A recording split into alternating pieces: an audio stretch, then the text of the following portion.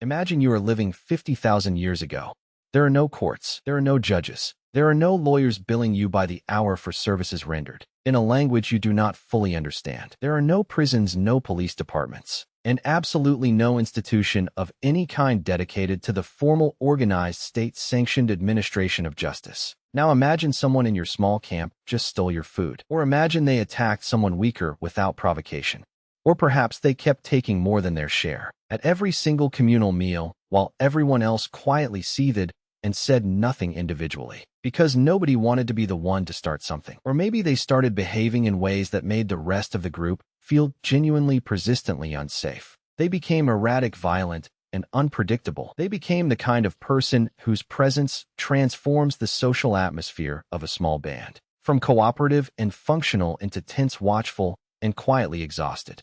What exactly do you do? How do you protect your family when there is absolutely no designated authority to call for help? You might assume our early ancestors just used brute force to solve every problem. You might picture the biggest, most muscular man simply crushing the smaller man and taking control of the entire tribe by pure physical intimidation. But that assumption is completely wrong.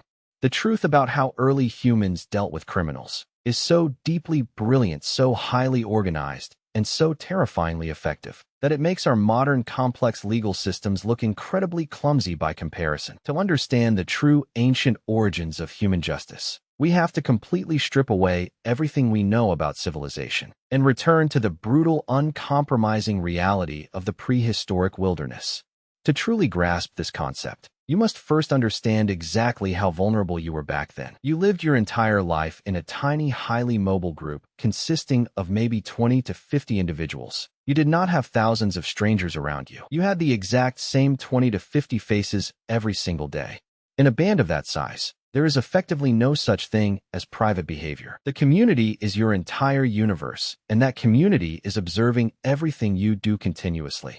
Everyone sees everything. Everyone knows exactly how you walk, how you breathe, how you treat others when you are frustrated, and exactly how much you contribute to the daily survival of the camp. You cannot hide a bad temper. You cannot build a fake reputation in one area of town and act terribly in another area because there is no other area to go to. In this ancient environment, your reputation was not merely a measure of your popularity or your social standing. Your reputation was quite literally your survival, your access to shared resources, your ability to call on allies when you were sick or severely injured, and your chances of finding a partner all flowed directly from how the group viewed you. If the group decided they no longer liked you or no longer trusted you, you lost your access to everything that separated you from a miserable, lonely death in a landscape absolutely filled with massive nocturnal predators. Think about how other primates handle conflict and social organization right now. In a troop of chimpanzees or a troop of baboons, the social structure is built purely on physical domination.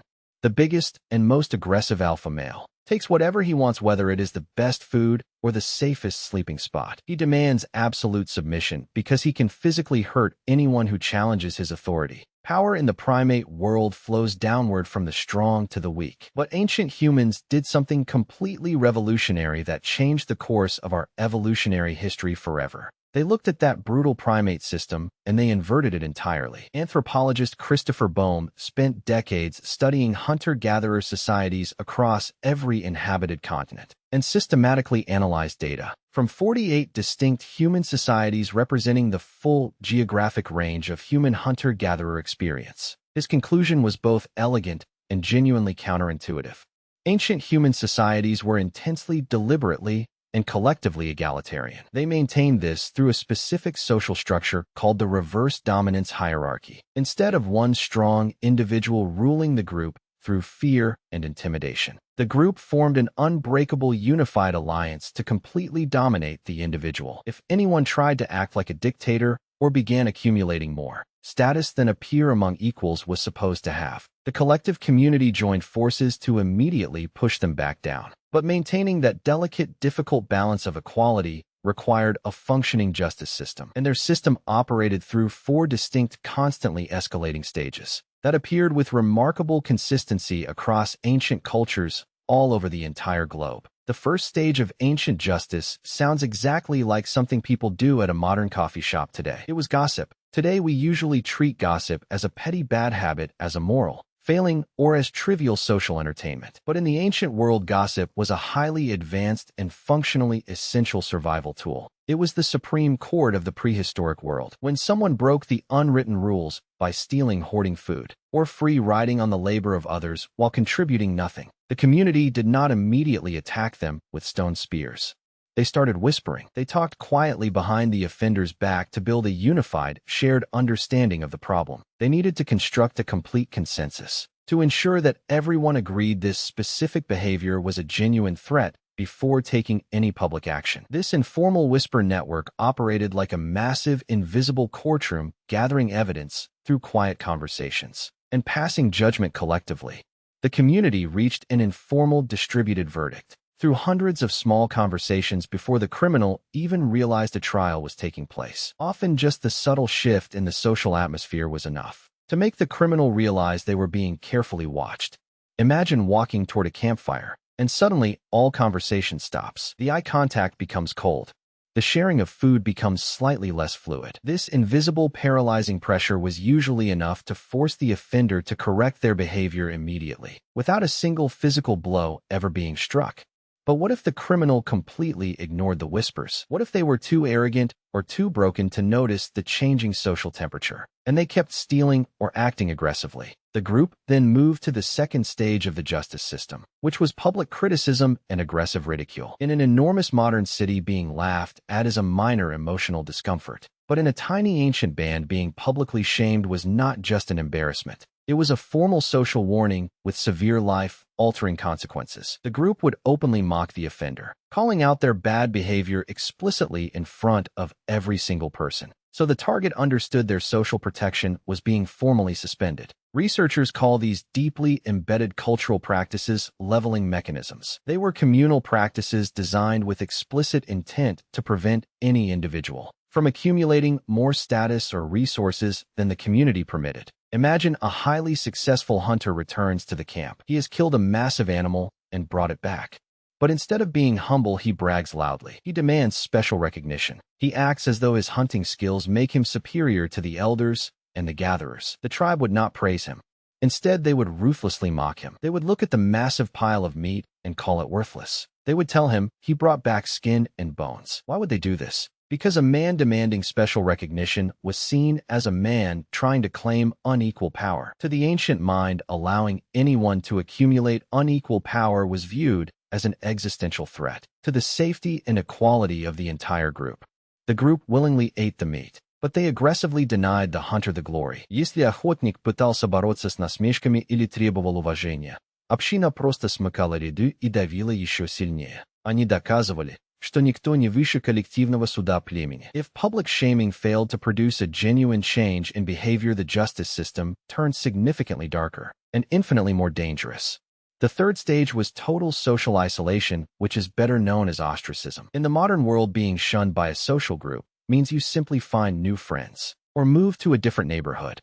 The infrastructure of modern life provides grocery stores, hospitals, and apartments, regardless of whether your neighbors like you. In the ancient world, being excluded from your band was not a social inconvenience. It was a delayed death sentence. A single human being simply could not survive the predators, the devastating diseases, the freezing nights, and the brutal physical demands of the ancient landscape completely alone. You could not successfully hunt large game by yourself.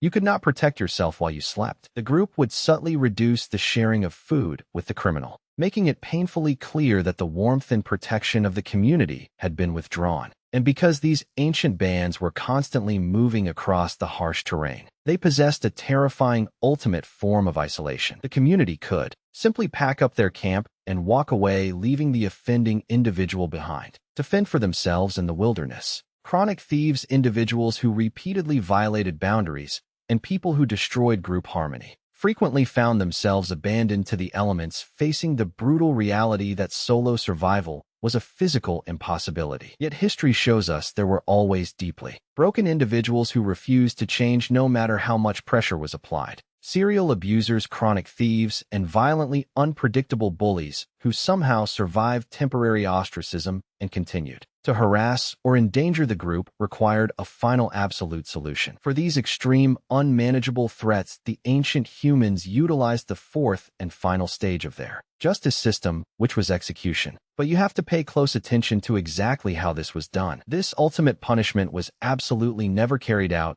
by a single designated executioner or a single angry chief acting alone on a personal vendetta. The entire adult community would discuss the problem at length and reach a completely unanimous consensus decision to remove the threat. Once the collective verdict was firmly decided, a small number of individuals, typically men, would carry out the act simultaneously. They did this so that no single person bore the entire moral weight of the killing. An individual who killed another group member on their own was considered a murderer, but a community that collectively reached a consensus to remove a cancer from their social body was doing something categorically different. They killed to restore the safety of the collective group. This system is magnificent when you truly analyze it. It is in its essential structure a highly sophisticated legal framework.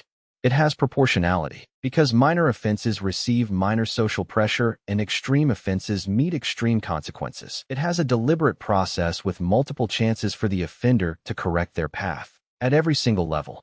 It has absolute consensus because no individual decides alone. It was democratic justice hundreds of thousands of years before the concept of democracy was ever written down. This ancient invisible justice system kept our ancestors safe for an almost incomprehensible amount of time. But eventually human beings discovered agriculture, and everything about how we lived changed forever. We stopped wandering and settled down. We built the first permanent cities.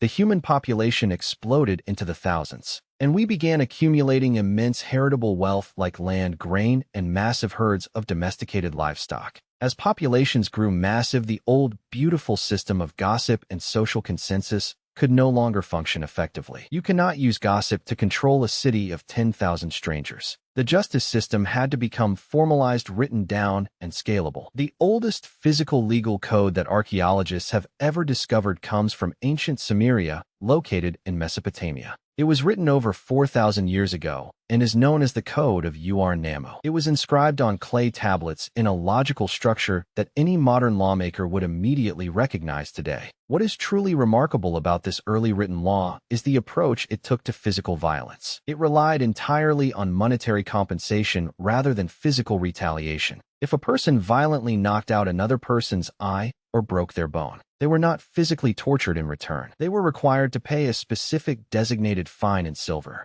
A knocked-out eye cost the offender half a mina of silver. A knocked-out tooth cost 2 shekels of silver. The primary goal of the oldest written law on earth was to restore economic balance to the victim, rather than simply hurting the offender for the sake of revenge. However, that measured, highly civilized approach did not last forever.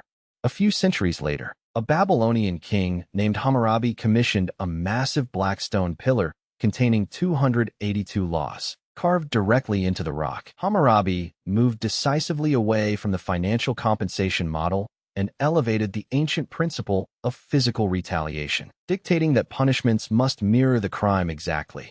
This gave human history the famous concept of an eye for an eye and a tooth for a tooth. If a builder constructed a poorly made house that eventually collapsed and tragically killed the owner's son, the new law demanded that the builder's son be executed in return. But Hammurabi also introduced something that the ancient hunter-gatherers standing around their campfires would have found absolutely repulsive. He explicitly wrote class stratification and social inequality directly into the structure of the justice system itself. Under this new code, if a free wealthy man knocked out the eye of another free wealthy man, he lost his own eye in return. But if that exact same wealthy man knocked out the eye of a poor servant or a slave, he did not lose his eye. He simply paid a minor financial fine. The physical injury was exactly the same.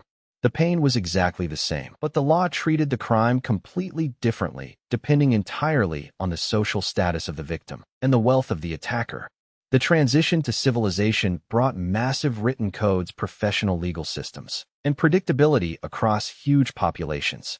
but it simultaneously installed the precise formal inequality that ancient humans had spent their entire evolutionary history actively fighting to prevent. The hunter-gatherer bands utilized their reverse dominance hierarchy precisely to ensure that nobody, not the strongest hunter, not the smartest gatherer, or the most charismatic leader, was ever exempt from the judgment of the community. They fought relentlessly to ensure that power never elevated anyone above the rules. Civilization took that inequality, wrote it in stone, and called it justice. When you consider the staggering, incredibly long timeline of human existence, the relatively brief period we have spent living under written laws, courts, and formal police forces represents only a tiny, insignificant fraction of our overall history. For the vast majority of our time on this planet, wandering through dark forests and sleeping under the stars, justice was not a document you could read in a library. Justice was the collective will of the people sitting around the fire with you. It was enforced through quiet whispers, through laughter, through the terrifying threat of the dark wilderness, and occasionally through swift, collective, unavoidable violence. Our ancestors realized very early on that the most dangerous thing in the world was not the massive prehistoric predator hiding in the dark forest. The most dangerous thing in the world was a human being who believed they were above the rules of the group, and they engineered a flawless, ruthless, brilliant social machine to ensure that such a person never survived long enough to destroy the tribe. The next time you see a massive courthouse or read about a complex legal battle, remember the true origins of it all. True justice was born in the dirt, engineered by ordinary, terrified people who understood that human survival required absolute, terrifying equality.